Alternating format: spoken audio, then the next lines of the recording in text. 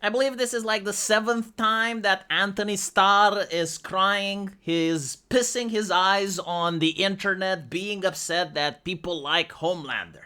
He's absolutely baffled. It's like, what a world I live in. A world where I get to be a millionaire and people like my character. Oh, it's so awful. And he doesn't understand. I'm generally curious, like, does he not understand or is he pretending not to in order to have something to say at interviews? Because as you can see, people are taking the piss. You have this individual saying that, yeah, we know you're upset and we're doing it because it pisses you off because you're an actor, right? Like, we genuinely think that Hollywood actors are worse than Homelander. Unironically, at least Homelander is broken. Like, what's your excuse to be a leftist?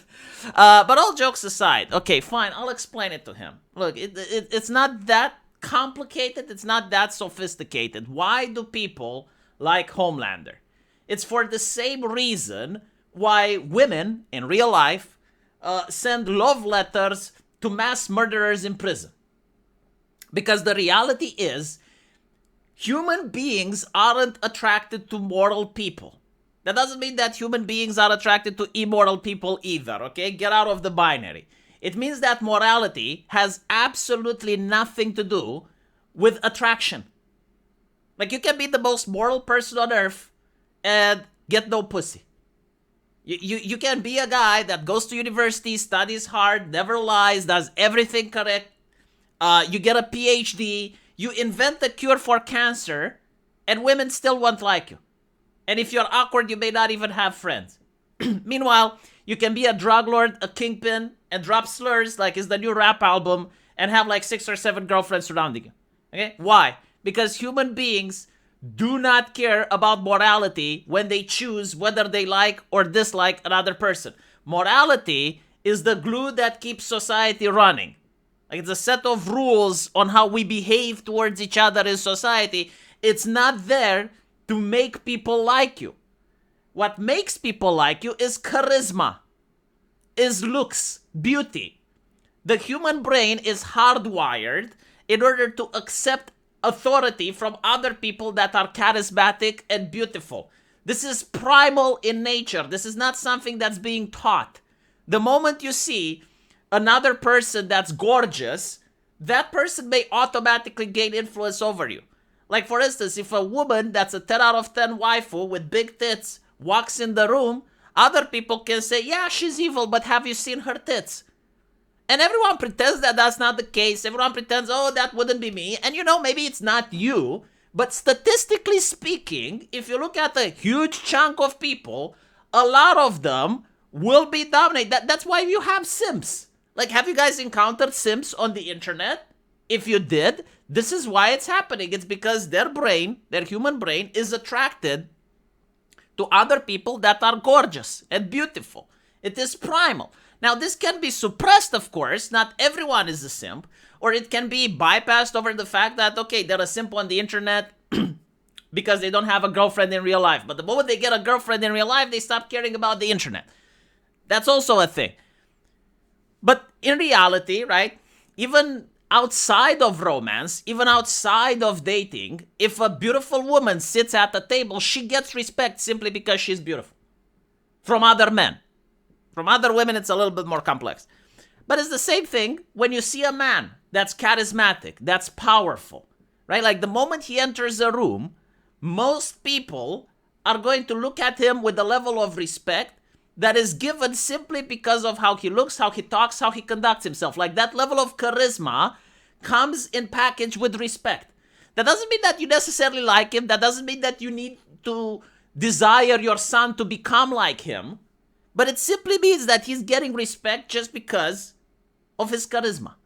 Homelander is oozing with charisma, right? Like, the actor, Antony Starr, manages to portray a character that's extremely charismatic.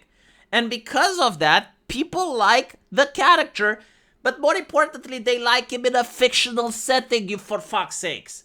I am so sick and tired of all these Westerners that cannot differentiate fact from fiction. It's a fucking movie. If Homelander was real, yeah, he would be an abomination. No one would like him. People will be disgusted, but it's a fucking movie. Okay, it's a fictional universe. Homelander is not hurting real people because he's not real. And so because it's fiction, because it's charismatic, because of all these things put together, that's why he's a compelling character. But no one wants their son to grow up like Homelander, for fuck's sakes.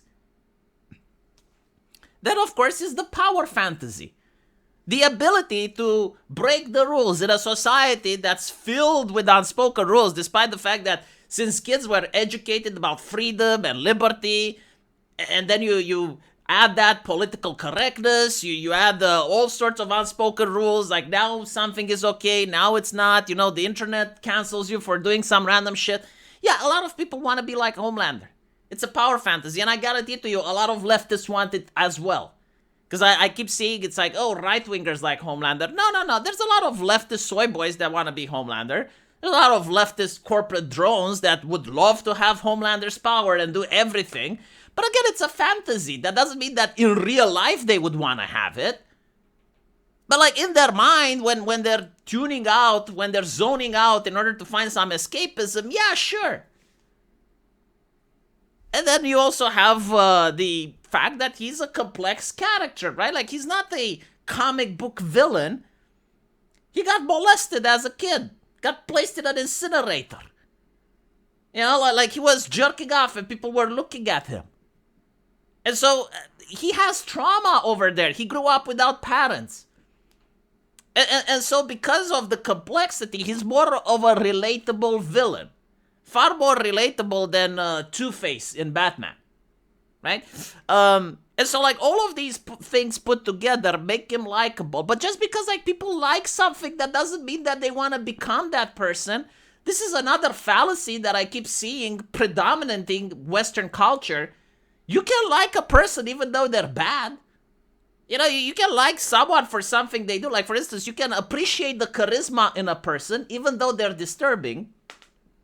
And you can try to emulate the charisma, but without emulating their personality and bad traits. Like, for instance, even in Romania, like, there are people that absolutely dislike Putin, but they will say, yeah, no, like, Putin has charisma, the way he conducts himself, that's important, Or myself with Andrew Tate. I don't like Andrew Tate. I think that he's a womanizer. I don't believe that my son should end up like him, like, despite the fact that he is rich. I don't think like being a womanizer is a positive trait.